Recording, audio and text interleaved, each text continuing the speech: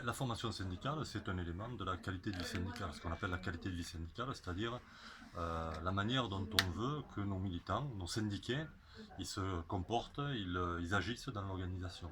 Et donc la formation, elle sert à leur donner les éléments de connaissance, à leur donner les éléments d'analyse qui vont leur permettre d'être véritablement acteurs dans le syndicat et à la CGT. Notre conception des syndiqués, c'est des acteurs dans le syndicat pour dire ce qu'ils pensent, donner leurs opinions en permanence et ainsi pouvoir faire avancer l'ensemble de l'organisation. J'ai pris des responsabilités quand je me suis syndiqué en 1989. Quand j'ai adhéré à la CGT, je n'avais pas de syndicat dans mon entreprise.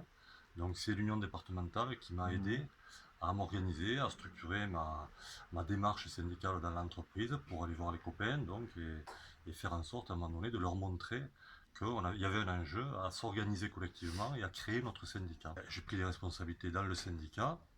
J'ai été amené ensuite à travailler au niveau local, à l'union locale de Montauban, puis au niveau départemental.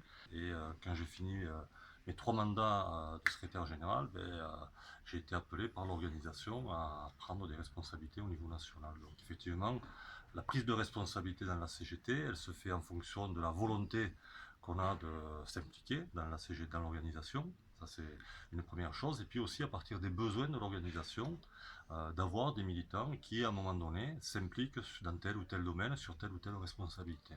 Je suis venu à la CGT parce que d'abord j'avais des convictions fortes dans ce que j'appelle moi le mouvement ouvrier.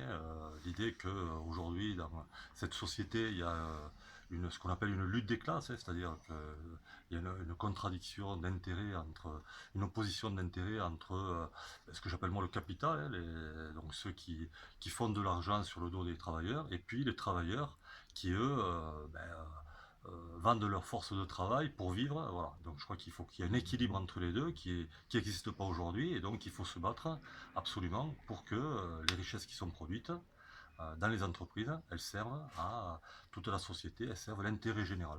Donc c'est ça qui fonde mon engagement, et qui a fondé à un moment donné ma volonté de me syndiquer. Pour la formation syndicale de la Confédération, il a pour mission de décliner la politique de formation de la CGT, qui est décidée par la direction confédérale. Et donc, pour la formation syndicale, il construit des formations, il travaille avec les unions départementales, avec les syndicats, avec les unions locales, pour faire en sorte que les formations qui sont construites à la CGT soient réalisées à tous les niveaux de la CGT. Donc, notre mission essentielle, c'est celle-là. Voilà.